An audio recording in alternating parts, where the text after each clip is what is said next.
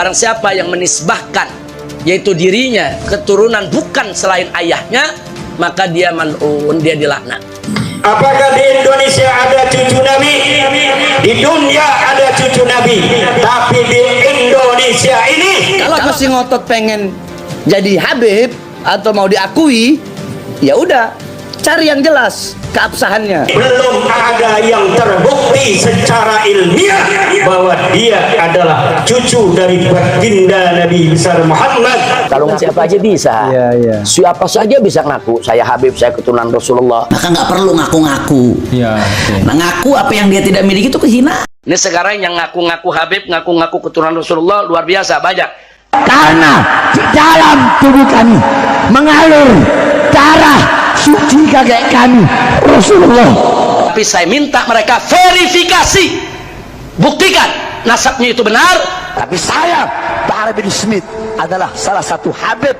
Kalau mereka yakin nasab mereka benar, ya argumentasi dong, pakai ilmu nasab, pakai ilmu sejarah. Assalamualaikum warahmatullahi wabarakatuh, sahabat Masjid Hafizah yang dirahmati oleh Allah Subhanahu wa Ta'ala.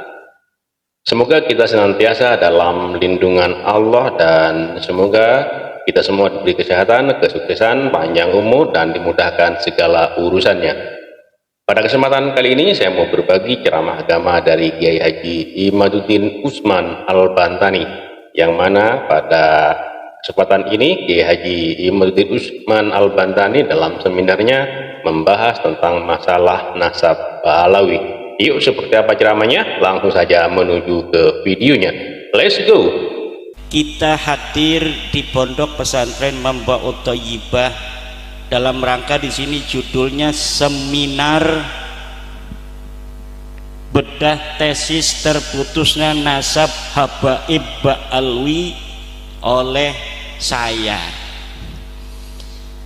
Sebenarnya bapak-bapak kan sudah baca, sudah sering juga di YouTube bahwa klan keluarga Ba'alwi yang ada di Yaman, Hadramaut, yang pada tahun 1800 sampai 1900 pindah ke Indonesia, mengaku dirinya sebagai keturunan daripada Kanjeng Nabi Muhammad Sallallahu Alaihi Wasallam.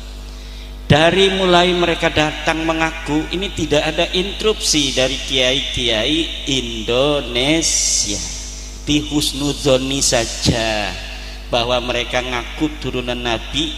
Yo monggo kita husnudzon saja mereka turunan Nabi. Tapi ketika akhir-akhirnya ada hal-hal yang aneh dari keluarga mereka, di mana ada sebuah jauh panggang daripada api dari pengakuan mereka sebagai keturunan Kanjeng Nabi dengan akhlak-akhlak yang ditunjukkan, dengan doktrin-doktrin yang ditampilkan. Ada yang ngaku lagi ceramah sebagai saya ini cucunya Rasulullah, dalam tubuh saya mengalir darahnya Rasulullah. Ada lagi yang menghina-hina ulama.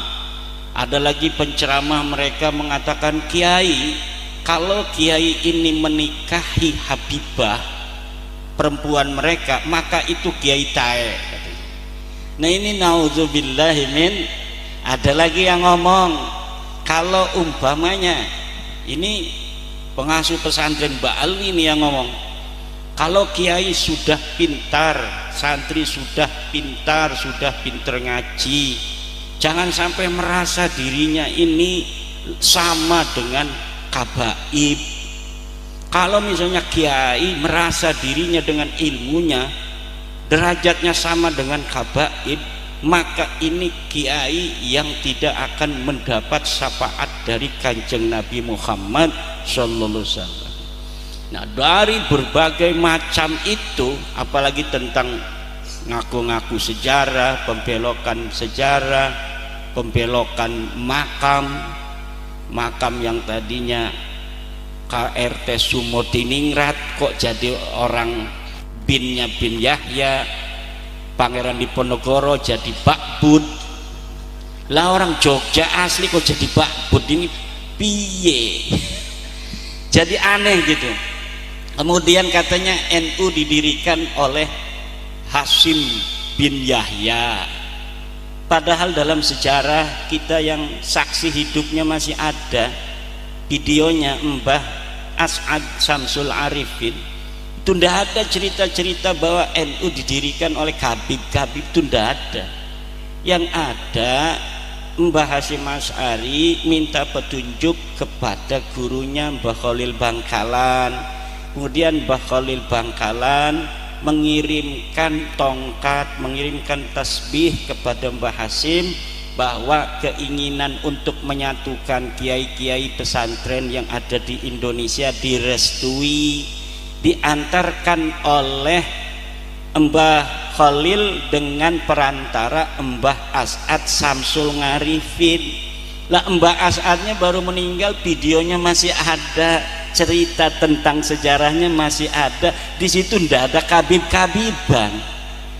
Lah sekarang kok sampai bikin LKS di DKI Jakarta, ada LKS untuk MI, katanya pendiri Nahdlatul Ulama salah satunya Habib Qasim bin Yahya.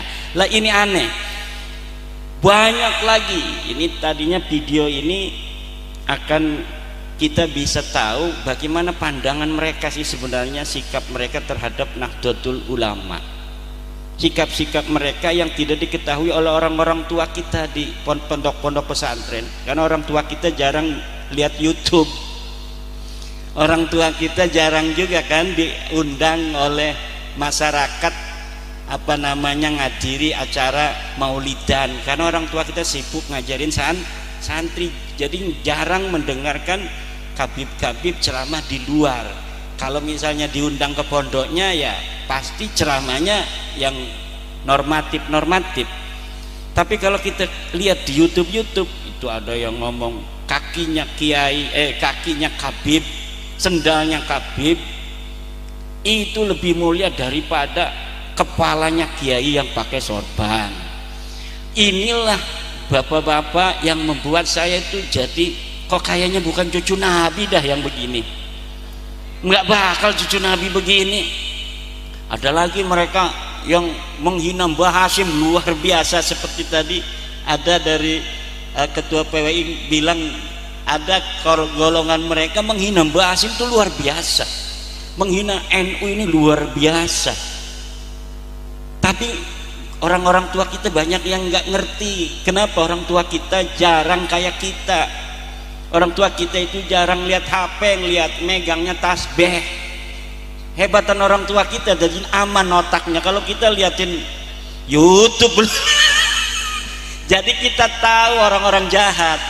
Kalau orang-orang tua kita itu lihatnya Al-Quran, habis ngaji Quran di rumah, kemudian ngajar ngaji di majlis, habis ngajar ngaji di majlis megangnya tasbih, Allah Allah Allah Allah, nggak megang-megang HP.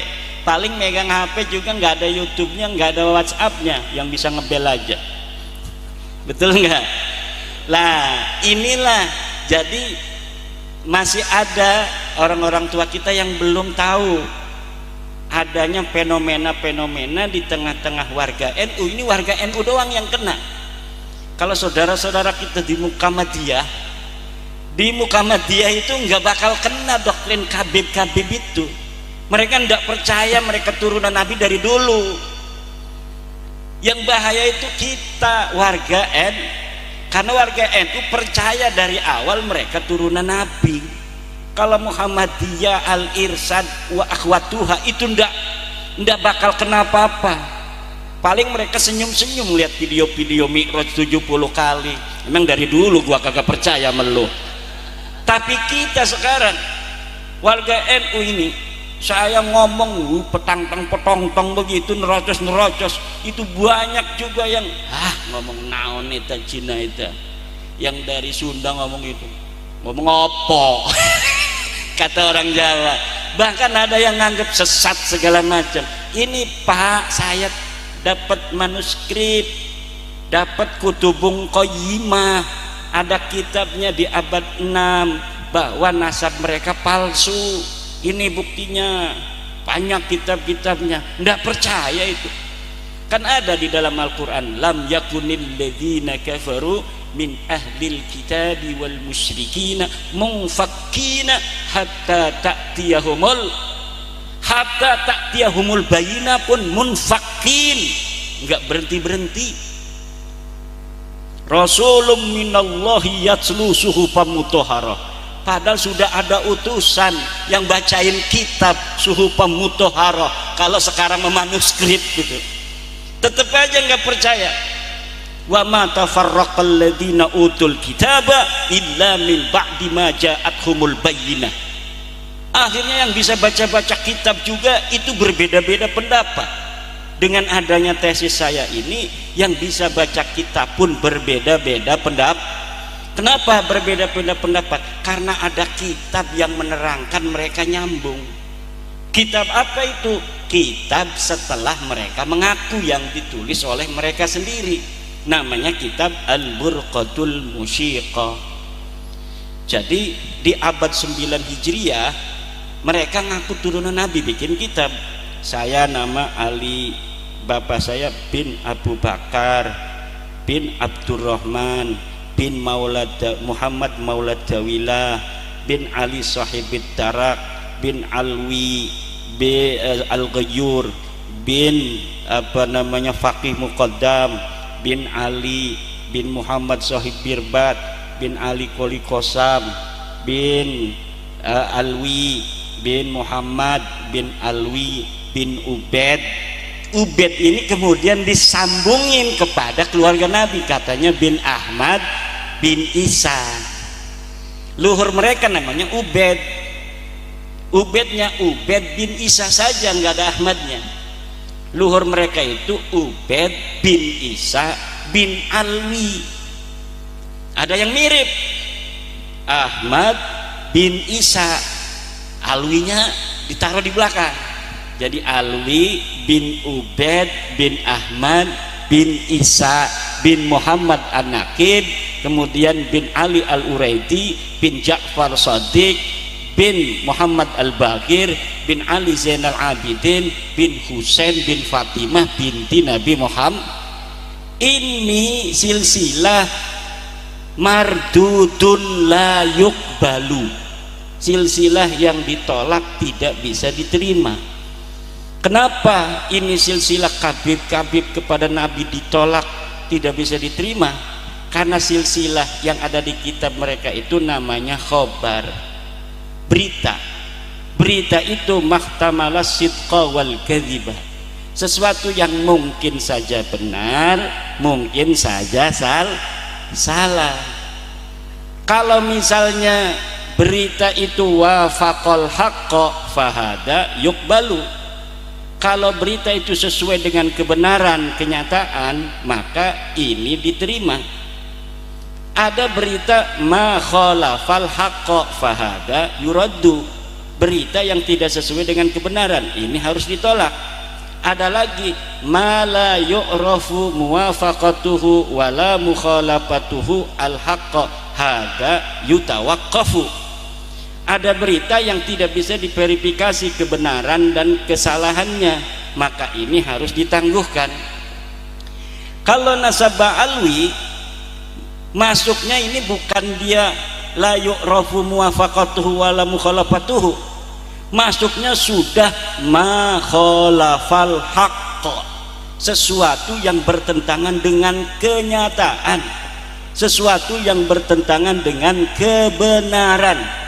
Kata ulama, berita yang ma khalafal haqqa hadza yuraddu, ini harus ditolak.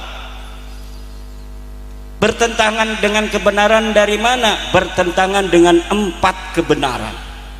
Kebenaran pertama, nasabah alwi bertentangan dengan kebenaran kesimpulan ilmiah kajian pustaka kitab-kitab nasab dari abad ke-4 sampai abad 9. Bertentangan semua.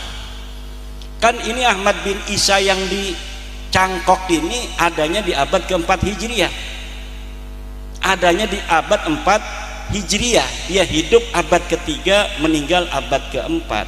Maka untuk memverifikasinya kita ambil kitab abad ketiga dan abad keempat. Kitabnya ada. Kitab sejarah Ahmad bin Isa, anaknya berapa ada.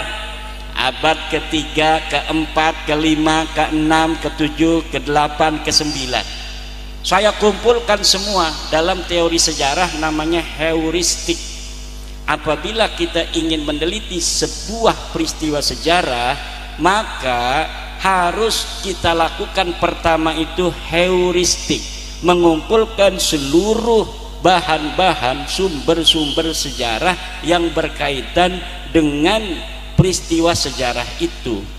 Karena mereka mengaku di abad 9 Hijriah, namanya Ali As-Sakron, yang diaku di abad ke-3 dan ke-4, maka kita cari kitab-kitab dari mulai abad 9 ke bawah sampai abad ke-3 dan ke-4.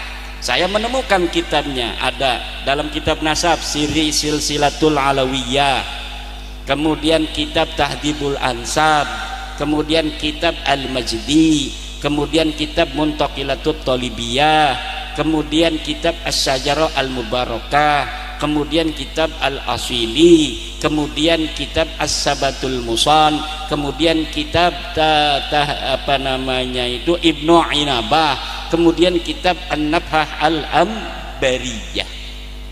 Itu kitab-kitab nasab.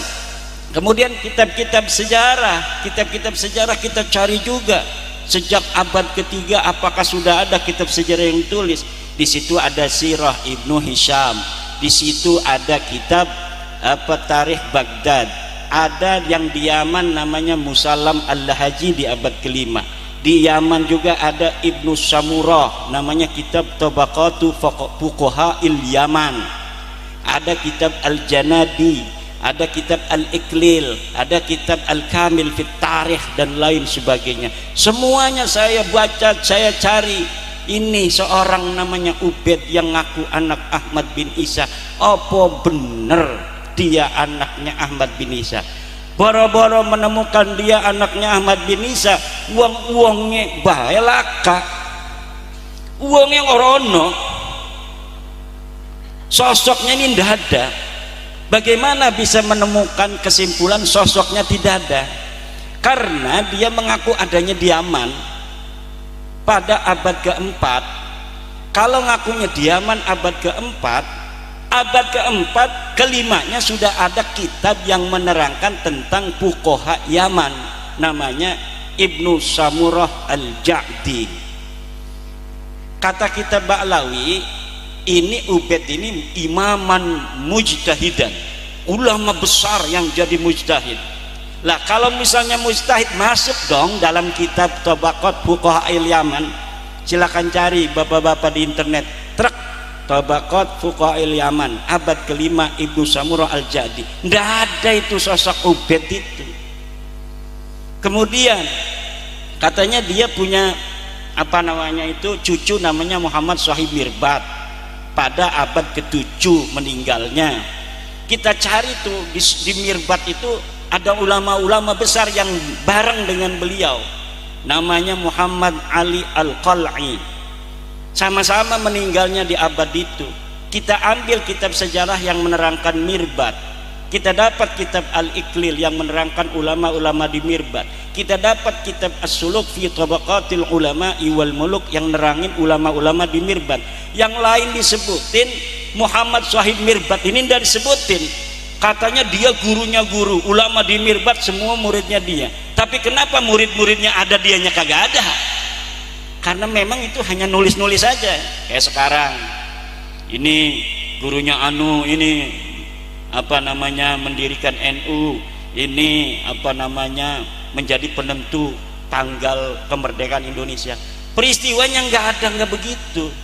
Pak Anhar Gonggong mengenai bagaimana Soekarno benar malam-malam itu ke rumah Habib sebelum membacakan proklamasi, ya ndak ada.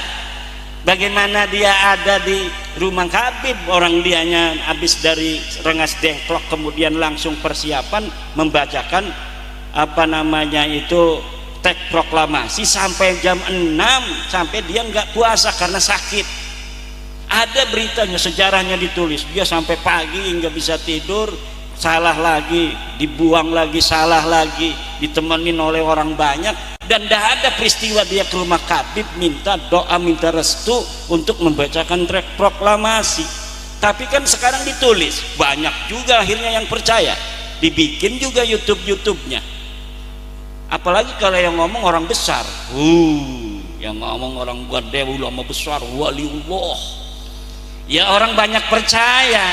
Tapi qad tabayyana rusdu minal ghai, telah jelas yang baik dan yang buruk, telah jelas sekarang mana yang benar, mana yang salah.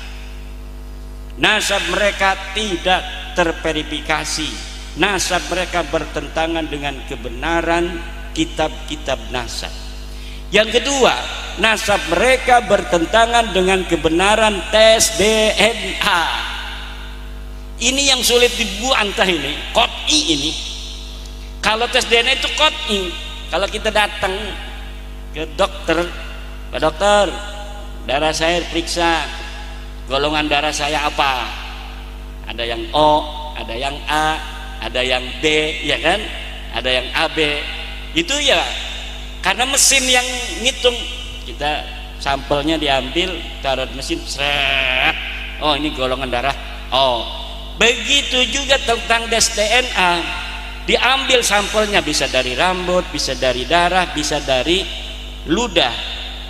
Nah, ludah ini sekarang ada dengan cara ludah, tidak menyakiti kan. Kalau ludah tinggal begini, bisa disampel di mesin, kemudian kelihatan, oh ini Kiai Nurkholis dulu leluhurnya adanya di Jawa Tengah sampai leluhur ke 50.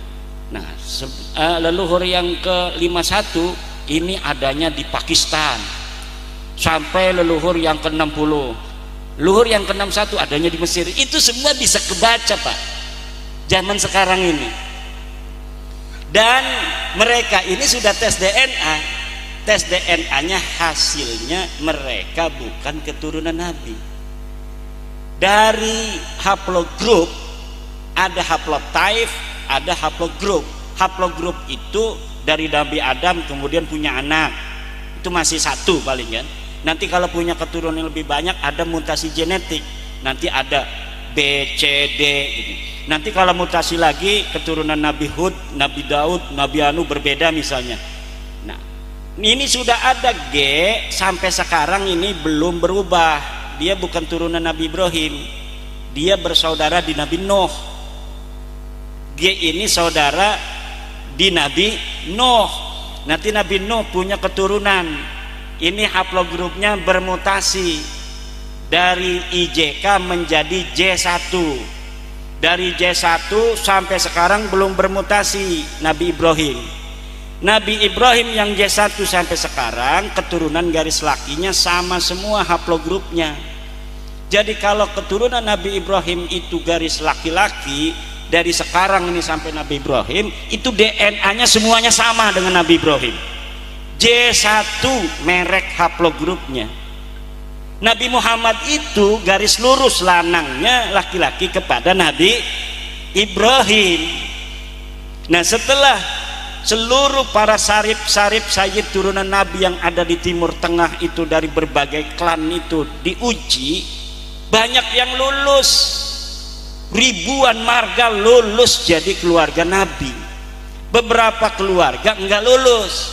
Yang enggak lulus ini termasuk Ba'alwi, karena haplogrupnya Ba'alwi Khabib ini bukan J1 tapi G.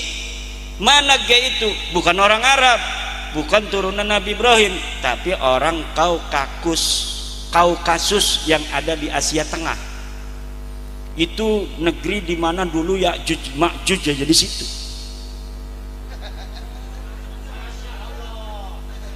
Nggak percaya ini Kiai Nurkholis, masya Allahnya nggak percaya ini. Lihat di YouTube. Karena sebelum isu nasab masalah Ba'alwi ini booming, itu ada juga isu nasab tentang Yahudi Khazar. Yahudi Hazar itu haplogrupnya G kebanyakan. Itu sebelum booming masalah nasab Ba'alwi, itu dunia digegerkan oleh terbongkarnya nasab Yahudi Israel. Ternyata Yahudi Israel yang selama ini mengaku turunan Nabi Ibrahim, dengan ada tes DNA ini terbongkar bahwa Yahudi Israel bukan turunan Nabi Ibrahim tapi turunan Yahudi Khazar. Eta masalah nama sudah terbukti tahun 2010-an. Itu orang-orang Yahudi yang sekarang mengaku dia ada di Palestina ini sebagai keturunan Ibrahim. Saya kembali ke tanah Palestina karena Palestina ini adalah tanah kami, tanah leluhur kami, Nabi Ibrahim alaihissalam. Setelah dites DNA, itu orang-orang Israel, DNA-nya G karena dia keturunan Yahudi Khazar, turunan Yahudi yang bukan turunan Nabi Ibrahim, asalnya dari kerajaan Kaukasia Khazaria yang sekarang itu Tajikistan, Turkmenistan, sekitaran itu Turki segala macam itu kebanyakan haplogrupnya G. Dihancurkan nanti karena jahat itu orang. Dia bukan orang situ, dia orang nomaden. Yahudi Khazar itu dulu sebelum masuk Yahudi orang nomaden Khazaria. Kemudian dia mencaplok daerah itu, daerah Kaukasus, kemudian dia dirikan kerajaan. Kemudian dia ketika Bizantium perang dengan Arab, dengan Islam, dia takut, akhirnya dia masuk Yahudi. Kalau dia Kristen takut diserang Islam, kalau dia Kristen takut diserang Islam, kalau dia Islam takut diserang Bizantium. Maka caranya yang aman dia masuk Yahudi Separdi. Kalau Yahudi asli itu adalah Yahudi Kan'aniyah, disebut sekarang Yahudi Mizrahi. Itu yang keturunan daripada Nabi Ibrahim dari Nabi Yakub alaihissalam. Nabi Yakub itu disebut Israel, anaknya 12. Kata mereka Yahudi Khazar, kami ini anak ke-13. Coba lihat di buku-buku sejarah, Yahudi keturunan 13. Itu dulu dipercaya aja husnudzon. Orang percaya bahwa Nabi Yakub punya anak ke-13 yang tidak diketahui. Tapi pas tes DNA sekarang mah itu udah kebongkar semua. Lah itu terjadi 2010-an tuh di dunia pendidikan, di dunia ilmiah itu sudah ketahuan. Tiba-tiba di tahun 2002, 2003 di Indonesia booming juga masalah nasab. Saya nggak ngerti ilmu DNA, ya saya ngomongnya hanya nasab. Tapi sekarang dari Badan Riset dan Inovasi Nasional kan sudah buka suara bahwa setelah diteliti dia masuk ke family tree DNA sudah didapatkan 180 orang kabib kabas. Mesin itu ya kak namanya mesin tes COVID itu banyak orang nggak percaya dulunya, sampai polisi diomong bohong, katanya polisi bohong. Sampai polisinya aja yang ada yang nggak percaya itu. Saya punya teman polisi nggak percaya COVID. Kenapa? Ya otaknya dia belum bisa nerima, masa iya katanya orang bisa kena COVID begitu langsung mati segala macam. Tapi ternyata ilmu pengetahuan memang tidak bisa dilaut. Saya ini orang nggak mau vaksin, nggak mau juga swab. Saya pernah diundang Kiai Maruf Amin untuk khutbah, anaknya ngebel, katanya suruh abah suruh khutbah, nggak mau kata saya. Kenapa? Nanti suruh di swab, saya nggak berani swab. Nggak mau saya di swab ya.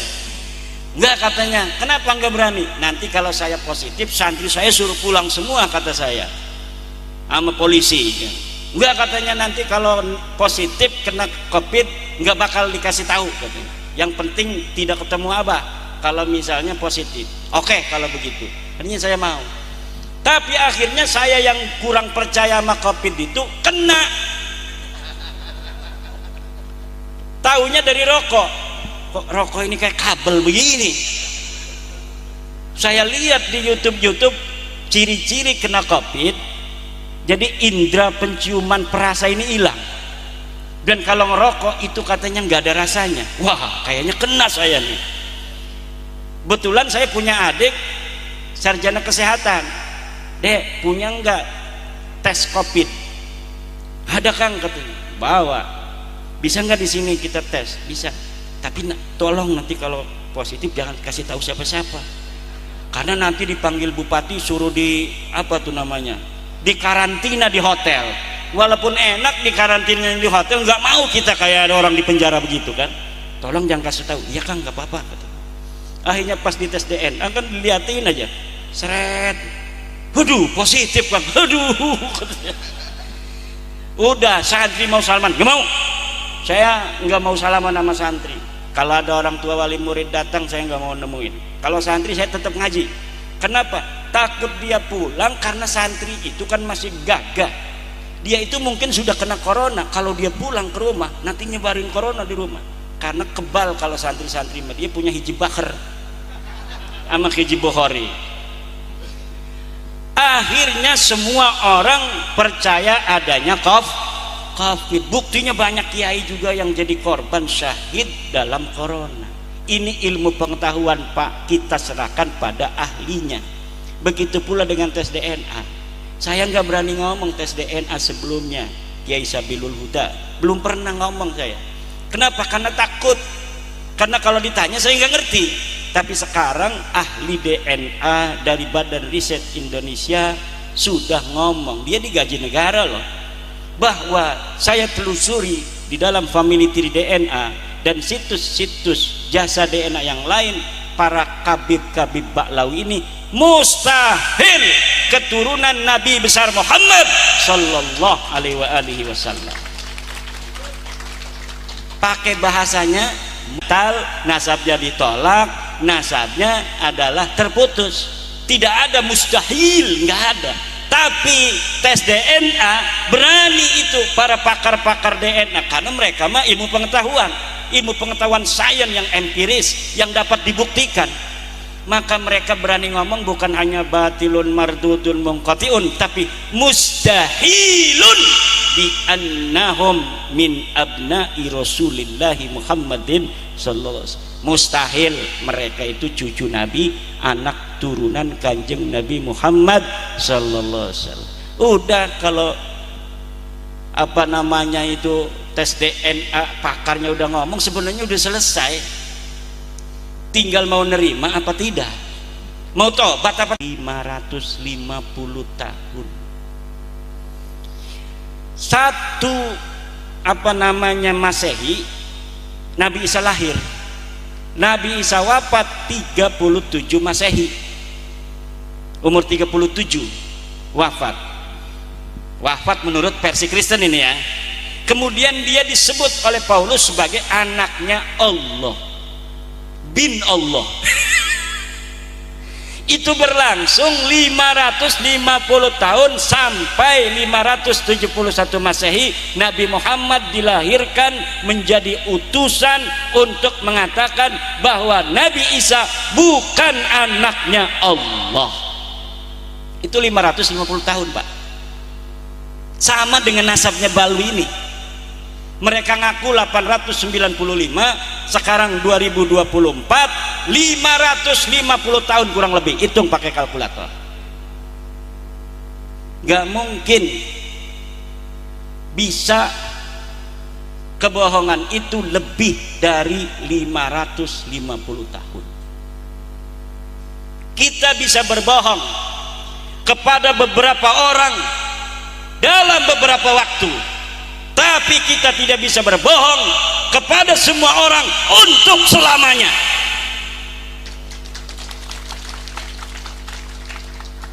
Tidak bisa. Pasti Allah bikin sebuah skenario agar kebohongan itu terbongkar.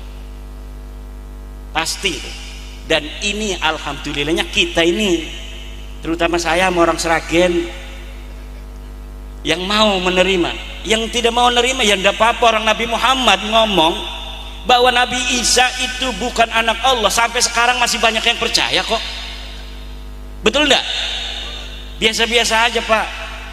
Jadi kalau sekarang ini jangan kita berharap semua orang kemudian akan berpindah pengetahuannya, keyakinannya seperti kita. Jangan, masing-masing aja. Lakum dinukum waliyadin, jangan waladolin. Ada lakum dinukum waladolin. Ini sholat nggak berhenti-berhenti. Amin lagi, amin lagi. Kata Yai Ma'ruf, lakum partai hukum walana partayuna. Lakum capres hukum walana capresuna. Kalau yang mau ngakui tetap ya silakan saja. Ustadz Idrus Romli, Ustadz Lutfi Basori, Ustadz Wapi, Ustadz Jenny, silakan aja terus saja. Kan ada konsekuensinya. Paling dikasih mindain duit buat maulidan. Ya enggak, didawil paling juga. Konsekuensi biasa-biasa saja. Jadi kita berbeda itu biasa. Yang enggak biasa, kalau ada yang enggak percaya jangan marah, itu aja. Gimana? Kalau kita enggak percaya ada Rasulun minallahi yatslusuhu pamutahhara, ya jangan marah. Seperti sekarang ini toleransi. Orang yang nggak percaya Nabi Isa anaknya Allah, monggo. Yang masih percaya, monggo. Lakum dinukum waliyadi. Lah kita yang sudah tercerahkan, kita yang sudah lihat kitabnya langsung, bisa dibeli Pak kitabnya itu, As-Sajar Al-Mubarakah. Sekarang sudah dicetak di Iran dan kita bisa pesan melalui Shopee. Apa aja sekarang bisa melalui Shopee, kalau dulu nggak bisa. Mbah Hasyim Asy'ari nggak baca kitab-kitab nasab Pak, karena buat apa zaman dulu baca-baca kitab-kitab nasab? Guru-guru kita itu nggak baca kitab-kitab nasab. Kenapa? Mereka lebih ibadah kepada Allah. Kitab yang didatangkan Fathul Mu'in, Tasawuf, Tafsir Jalalain, Ibnu Katsir, Ihya Bukhari, itu saja. Kita juga dapatnya dari mana? Dari luar negeri. Kitab-kitab yang tadi disebutkan itu hanya ada di luar negeri, yaitu di Qum, Iran. Yang mencetak orang Iran semuanya Syiah. Kata Ustaz Idrus Romli, itu katanya kitabnya Syiah semua. Iya, keturunan Nabi dulu Syiah semua. Turunan Nabi dari Husain itu sampai abad ke-5 semuanya Syiah. Makanya aneh, ada Ubaid katanya dia orang madhab Syafi'i di abad ke-5. Bohongnya ketahuan. Karena seluruh turun Nabi dari jalur Husain semuanya adalah mereka jadi imam-imamnya, mereka jadi pemimpin-pemimpin Syiah. Bagaimana kita mengetahui kitab-kitab nasab kalau bukan mereka yang nulis? Yang nulis mereka orang-orang Syiah. Abad ke-6 baru dari Ahli Sunnah wal Jamaah, namanya Imam Fakhruddin Ar-Razi, mengarang. Itu walaupun dia ahli sunnah, tetapi dia adalah muhibbu ahlil bait, dia pecinta ahli baitnya Nabi. Makanya dia mencatat seluruh keturunan ahli baitnya Nabi. Itu mulai dari situ ada orang-orang ahli sunnah yang menulis nasab para keturunan Nabi. Tapi di abad ke-5 sampai abad ke-3 semua yang nulis orang Syiah. Tuh Syiah asli itu yang ada di Yaman, itu Syiah aslinya ada di Son'a. Di Son'a itu sekarang yang lagi perang sama Inggris, sama Amerika, itu keturunan Nabi yang sahih, namanya Ar-Razi Al-Hausi. Jadi dulu pemimpin seluruh orang Yaman namanya Ar-Razi, Qasim Ar-Razi. Dia penguasa di Yaman, turunan Nabi dari jalur Husain. Kemudian berketurunan sampai sekarang. Ya kalau ada perang di depan, itu orang-orang Hausi sekarang yang menguasai Yaman. Kalau perang di depan, kalau Ba'alawi nggak ada di dalam ceritanya itu. Dia perang, seluruh perang di Yaman nggak ada beritanya dia ikut perang. Tapi setelah perang nanti nulis, ini keluarga Al-Qatiri perang dengan keluarga Al-Kuwaiti, yang menjadi penengahnya, pendamainya adalah Al-Habib Anu bin Anu. Begitu nulisnya. Padahal tidak ada yang begitu-begitu. Itu bisa dibuktikan di dalam kitab-kitab sejarah Yaman. Nah kalau orang Jawa sekarang aja kita gak perang, betul nggak? Dulu kita tukang perang Pak, leluhur-leluhur kita, apalagi orang Solo Raya, waduh perang melulu, dikit-dikit perang, pengen ganti bupati perang. Itu siapa? Joko Tingkir sama Aryo Penangsang perang, Suto Wijoyo itu perang, segala macam itu perang-perang melulu. Makanya kita ini alhamdulillah sekarang negaranya Indonesia. Jangan sampai Indonesia ini bubar, karena dengan Indonesia ini kita aman tentrem. Sampai kita bisa bikin pondok dengan aman tentrem ini karena aman. Kalau dulu kita baru kita bikin pondok aman 5 tahun ya kan, kemudian datang panggilan jihad. Wih, katanya ada provokator datang, ini katanya Aryo Penangsang telah membunuh Pangeran Anu, kita ini berarti jahat, kita harus hancurkan. Ikut lagi tuh orang Seragen. Ini Kiai ini, Kiai Riyad ini kalau adanya di zaman Suto Wijoyo segala macam, ini nggak bisa bangun ini karena orangnya ketahuan pengennya gerak aja, pengen perang, pengen berjuang. Ini yang datang semua orang yang pengen berjuang semua, apalagi Banser sama Laskar Sabilillah. Orang lagi aman aja tadi ngomongnya tuh, nyanyinya kami siap mati. Kenapa orang lagi aman begini kok ada polisi, ada tentara? Betul nggak? Karena apa? Gen kita gen perang, dari zaman Ken Arok kita perang melulu, dan otaknya perangnya pakai taktik Ken Arok itu kan luar biasa. Jadi kita taktik Ken Aroknya ada, Joko Tingkirnya ada, yang wali-walinya kayak Syekh Sunan Gunung Jati yang ahli syariat ada, yang tukang bacok orang Sunan Kudus ada, yang ahli tata pertanian Sunan Ampel ada, macem-macem ini keturunan daripada orang Jawa ini, orang Nusantara. Ini harus dijaga warisan-warisan oleh siapa? Oleh kita. Hal-hal yang baik dari leluhur kita, yaitu agama yang rahmatan lil alamin, sehingga orang Jawa ini merasa semuanya agama Islam ini sesuai dengan budaya Nusantara, budaya Jawa. Hal-hal yang tidak baiknya, apa yang tidak baik? Politik itu di zaman kerajaan tidak baik. Kenapa? Saudara dengan saudara kalau bapaknya mati, ini dia bersaing ingin jadi raja. Ini nyari pendukung, yang ini nyari pendukung, akhirnya perang saudara. Itu yang tidak baik dari leluhur kita. Dan sekarang ada jawabannya. Apa jawabannya? Negara Kesatuan Republik Indonesia. Kita jaga Indonesia yang Pancasila ini, yang semua warga bagi negara Indonesia adalah sama.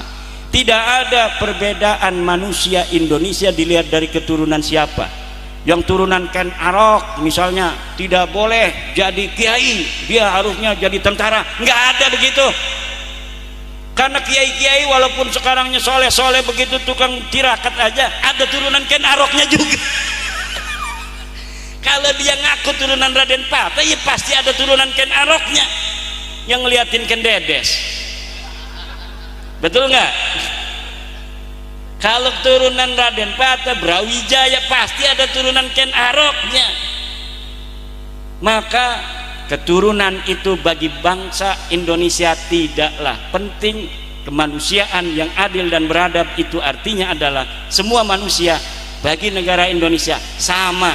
Dia mempunyai hak dan kewajiban yang sama sebagai warga negara Indonesia. Kita sibuk-sibuk begini hanya ingin mengajak pada saudara-saudara kita Ba'alwi, ayo bareng-bareng begitu, mau nggak? Jangan ngomong-ngomong turunan lagi, turunan lu udah ketahuan bukan keturunan Nabi. Kita nggak percaya lagi. Kalau mau maksa, ya nanti akan terjadi hal-hal yang tidak diinginkan. Nggak usah perang, ngapain kita perang-perang? Jangan lagi ngehina-ngina bangsa Indonesia. Kan begitu kita ajak, mau nggak? Mau misalnya, alhamdulillah. Ayo mari sekarang kita bareng-bareng bangun Indonesia ini. Masih banyak kekayaan Indonesia loh yang ada di dalam bumi Indonesia ini. Nikel, segala minyak bumi masih banyak yang belum dieksplorasi, Mungkin untuk 100 turunan kita ke depan ini masih bisa ngasih makan Indonesia ini. Tepuk tangan. Gimana ini? Tepuk tangan ragu-ragu begitu. Dia mikirnya mati dia. Tuh 100 turunan saya masih hidup nggak bakal turunan kita. Ini yang ada di dalam tanah Indonesia ini, Pak, ini kaya raya, ini negeri surga. Indonesia ini negeri surga. Jangankan daratnya, lautannya itu banyak minyak. Bahan dari untuk membuat nuklir itu ada di Indonesia. Kalau orang Indonesia bikin nuklir gampang, kita nggak perlu bahan dari luar, dari dalam negeri Indonesia ada. Minyak kalau hanya untuk memenuhi kebutuhan masyarakat Indonesia saja udah cukup. Padi kita makan cukup, Seragen kurang, banyak tuh di Banten tuh sawah bisa dikirim ke Seragen. Kalau misalnya kurang, di Kerawang paling banyak itu sawah, sampai ada peraturan tidak boleh membangun bangunan di sawah, dan sangat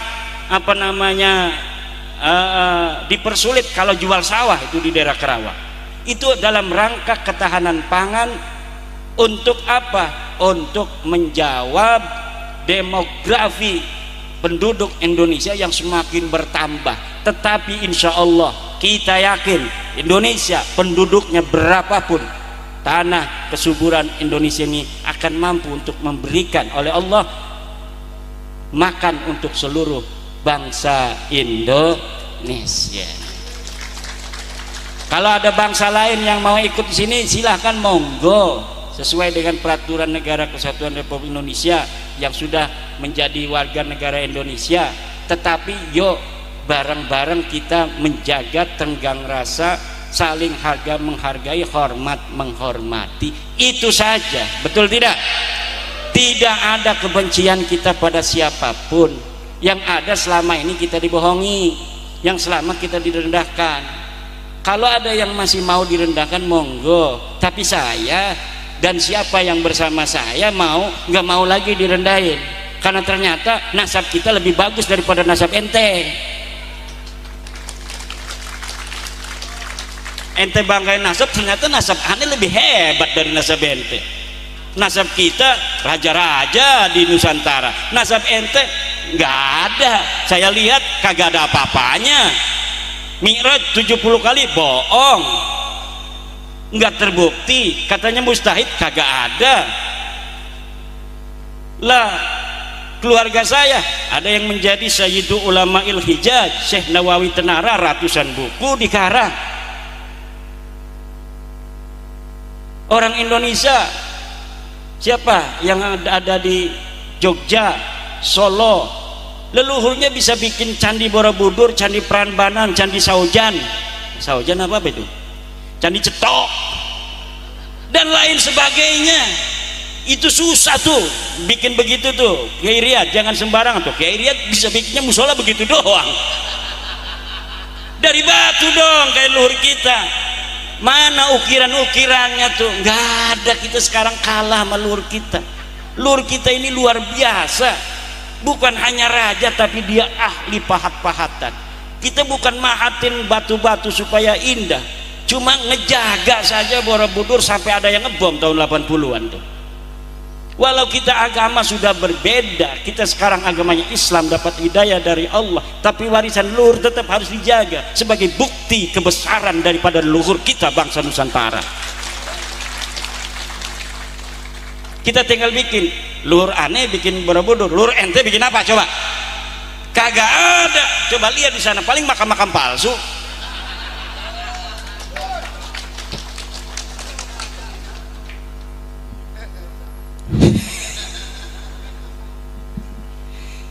Bukan bikin sejarah, bikin masalah. Tapi sekarang alhamdulillah sudah banyak yang sadar. Sekarang makam Sunan Ampel itu yang dirubah-rubah secara secara cagar budaya. Sekarang mulai orang-orang Surabayanya ada respon. Nah kalau orang Banten yang ngerespon, ya walaupun masih ada ikatan keluarga dengan Sunan Ampel, kejauhan bos. ongkosnya aja itu mahal bos di sana, apalagi pakai Dexlite. Iya aja kalau Avanza. Coba orang Surabaya sekarang mulai orang Surabaya. Ini katanya kenapa ada kabib-kabib dimakamin di sini? Dulu kagak ada. Ini foto tahun 80, ini foto tahun 60. Itu sudah mulai itu orang-orang Surabaya membuat teori bukti sejaman. Ini kan teori bukti sejaman memverifikasi sejarah. Kalaupun sejarah hari ini dirubah begitu rupa, tapi masih ada bukti sejaman bos. Ini foto tahun 60. Tidak ada ini makam Baklawi di sini. Kenapa sekarang ada? Palsu. Ini bisa ditanyakan. Kalau misalnya kita ikuti metodologi sejarah, makam Sunan Bonang di ring 1, Sunan Bonang di ring 1-nya diider-iderin oleh Balawi. Itu dari mana zaman Sunan Bonang udah ada Balawi?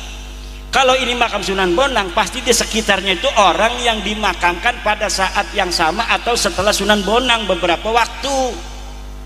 Dan itu abad 15 bos. Baklawi ke sini abad 18, 19. Kenapa sekarang ada makam di situ? Berarti apa tuh? Nah, dan rupanya Persatuan atau Perjuangan Wali Songo Indonesia Surabaya itu sudah melaporkan ke Cagar Budaya. Kita ini walaupun punya kekuatan, gayanya gaya negarawan. Datangnya juga ke Dinas Cagar Budaya. Itulah akhlak wong Jawa. Walaupun punya kekuatan tapi tidak menunjukkan kekuatannya. Biarkan musuh memperlihatkan kekuatannya, tapi kita bisa mengukurnya. Kalau mereka macam-macam baru kita itu begitu. Ini sekarang udah terbukti banyak nih makam-makam yang bisa diselamatkan. Keluarga besar Keraton Jogja sudah berhasil menyelamatkan puluhan makam-makam yang sudah dirubah namanya, sekarang sudah dibongkar. Tapi mereka senyap akhlak wong Jawa dan gak usah disoting-soting, yang penting kita bongkar katanya. Sudah terjadi Pak, sudah dilakukan di Jogja, alhamdulillah.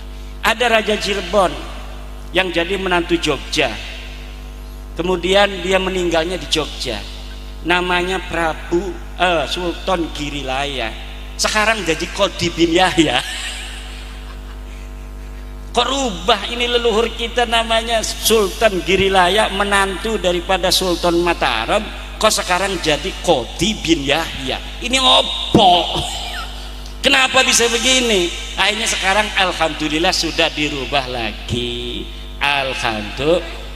Kalau tidak ada gerakan begini-begini kesadaran, semuanya akan berjalan 50 tahun lagi begini-begini saja, itu akan berubahlah sejarah kita, dan anak-anak kita akan mengkonsumsi sejarah yang palsu.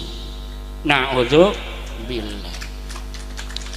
Dah, mungkin akan kita kembangkan nanti di dalam pertanyaan-pertanyaan, baik yang bertanya tentang nasab ataupun tentang sejarah-sejarah, monggo-monggo baik. Nanti kalau saya tidak bisa jawab, ada Kiai Nur Khalis, ada Kiai Riyad yang jawab, ada dari Gus Nuril PGN, Kiai Syafi'i. Ini kisah ini kayak Baklawi nih, jangan-jangan ini. Coba. Sementara wallahu wal muwaffiq ila aqwamit thoriq. Assalamualaikum warahmatullahi wabarakatuh. Kalau Anda menolak nasab seseorang, kau bukan anak ayahmu. Atau ada seorang Habib, Anda bilang, kau bukan Habib, kau bukan turunan Nabi. Itu hukumnya sama juga Anda menuduh ibunya berzinah dengan orang lain. Dan dia harus dicambuk 80 kali hatta qada. Kita adalah putra-putri Indonesia, ibu bapak kita orang Indonesia, kita makan dari sumber daya Indonesia. Seharusnya kita menjadi pribadi-pribadi yang membanggakan para pejuang bangsa. Kita mengharumkan nama Indonesia, lebih bangga dengan Indonesia. Tak lebih daripada itu, jangan lebih mencintai negeri Yaman yang mereka tidak lebih indah dari Indonesia. Al-Imam Ahmad bin Isa Al-Muhajir, beliaulah dari garis keturunan Imam Ali Al-Uraidi yang tadi sudah kita buktikan sebagai putra Imam Ja'far Shadiq. Inilah keturunan Nabi yang pertama kali hijrah ke Hadramut di negeri Yaman. Ada yang mengatakan Indonesia adalah milik para aulia tarim. Katakan kepada mereka, hei kalian, Apakah kalian pikir di Indonesia tidak punya wali? Apakah sebelum orang-orang Yaman datang ke Indonesia, di Indonesia tidak ada wali? Kalian datang tinggal menikmati hasil perjuangan para wali kami, para ulama kami yang lebih dulu datang ke negeri ini. Ini perintah Allah. Allah yang perintahkan umat Nabi wajib cinta kepada kerabat Nabi, keluarga Nabi, termasuk keturunan Nabi kita Muhammad sallallahu alaihi wasallam. Bukan seperti mengemis berkah di negeri lain.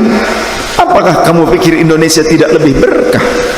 Bahkan ada keturunan bangsa lain yang mereka seolah-olah merendahkan negeri kita Indonesia, merendahkan para pejuang bangsa yang diantara mereka banyak para santri dan ulama. Justru disinilah pentingnya yang ada tahu kasatnya, supaya orang lain tidak seenaknya untuk menolak dia, karena berkaitan dengan hukum fikih.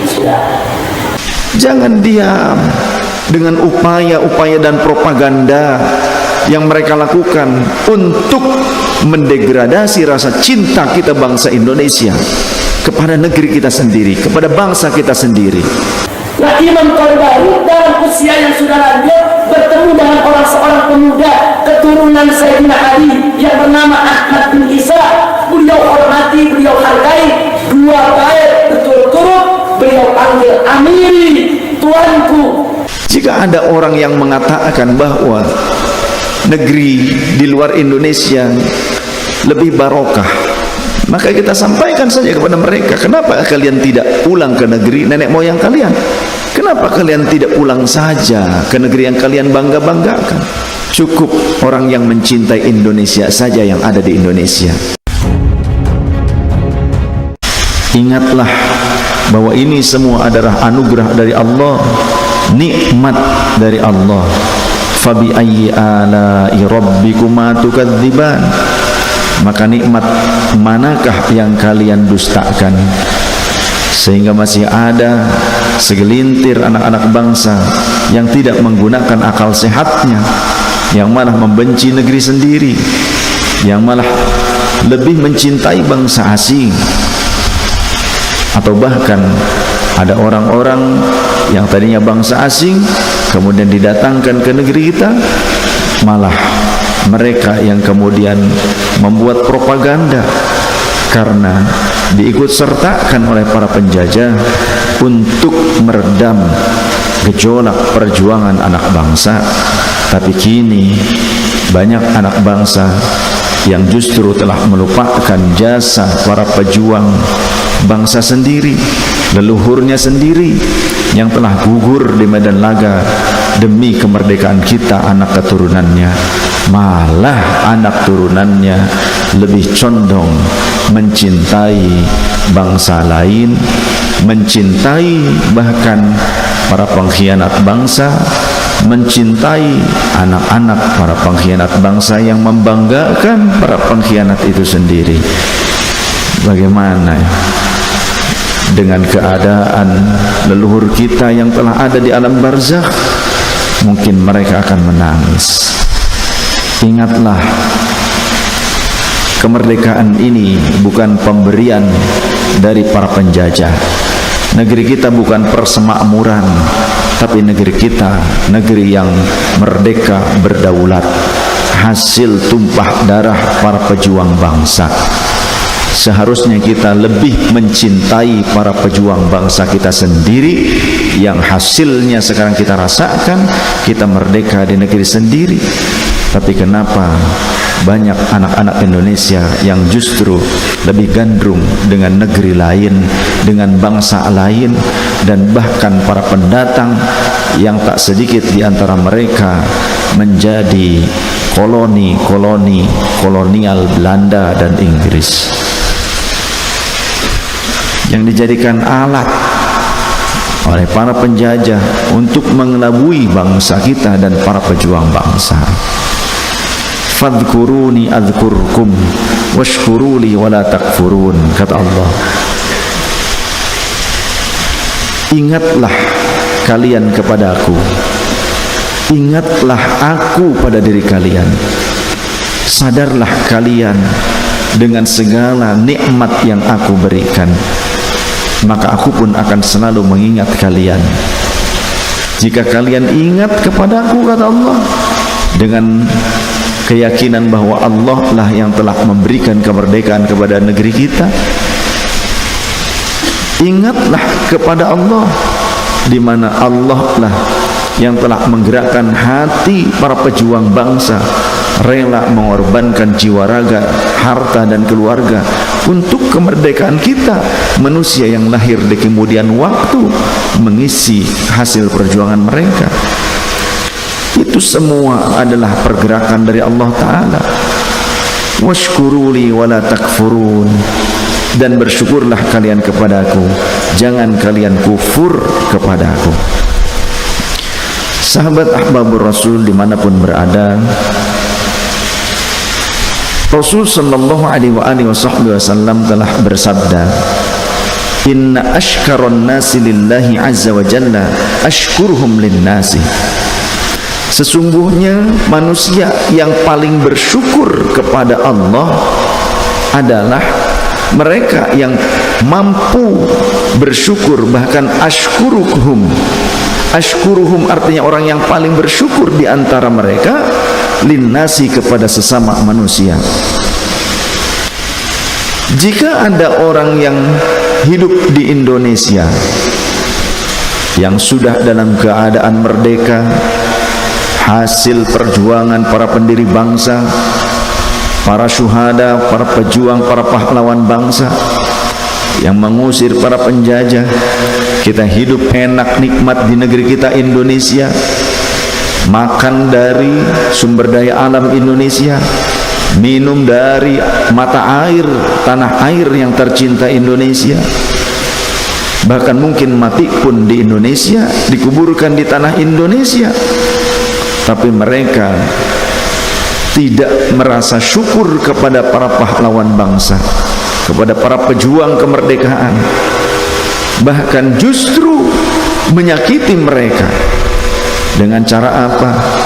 Dengan cara merubah sejarah mereka, merubah bahkan makbaroh mereka dipalsukan, atau bahkan dibuat imitasi dengan nama yang lain.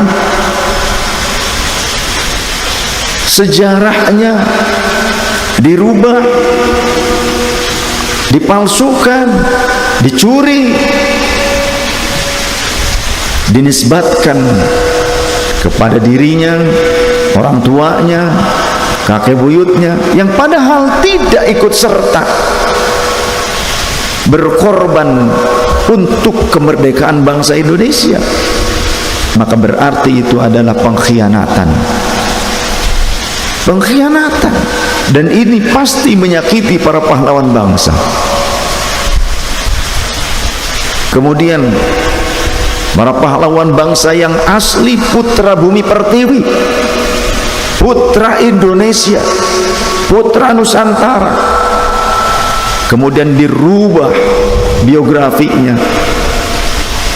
menjadi keturunan bangsa lain, dirubah biografinya dengan nama yang lain, dirubah identitasnya dengan identitas yang lain, dan diakukan sebagai bangsa yang lain, yang seolah-olah nama besarnya itu adalah barokah dari bangsa lain selain Indonesia. Yang mungkin propaganda ini juga dengan tujuan untuk mendapatkan privilege bagi orang-orang yang merubah sejarah itu sendiri di saat ini, demi privilege pengakuan bangsa Indonesia, agar mereka dihormati, dihargai, yang seolah leluhur mereka telah ikut andil berkorban demi kemerdekaan bangsa Indonesia. Padahal bisa jadi sebaliknya.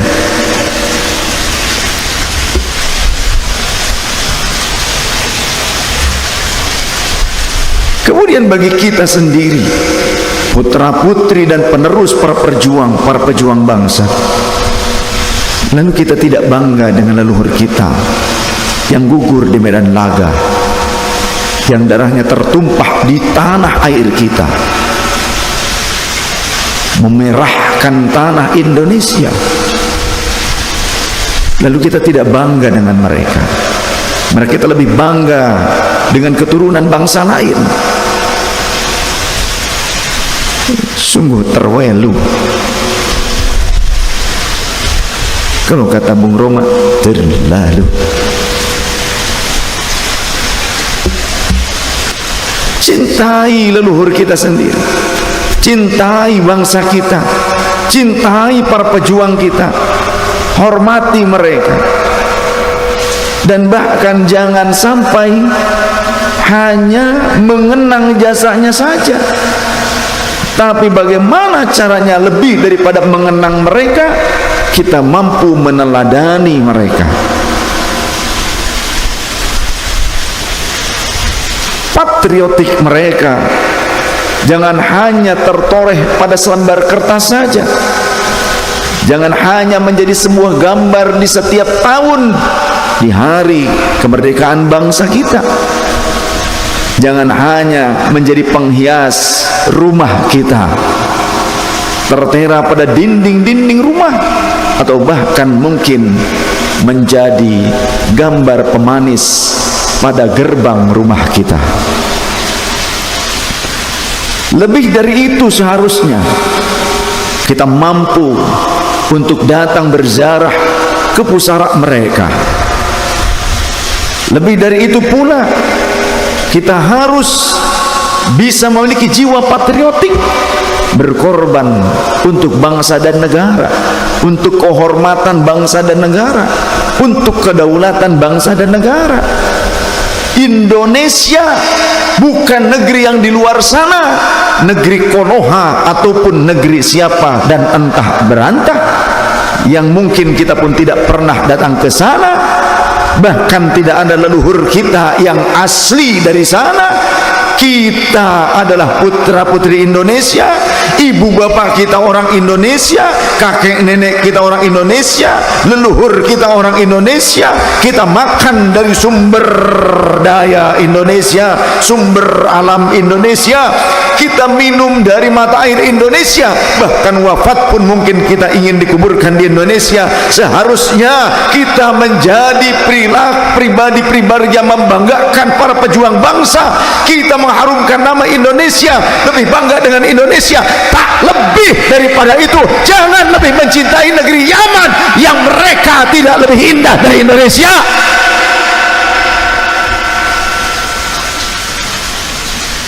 Jangan lebih mencintai Amerika yang bahkan mereka pernah menjajah negeri kita Indonesia. Bolehlah Anda silahkan pergi melancong kemana-mana, injak tanah mereka, beritahu kepada isi tanahnya bahwa kami Indonesia sudah merdeka. Apa isi tanah mereka? Para penjajah yang sudah mati menjadi tulang belulang, yang dulu mungkin pernah datang ke negeri kita Indonesia. Sampaikan kepada mereka, tunjukkan dengan dada yang lebar, kita bangsa yang sudah berdaulat, yang merdeka.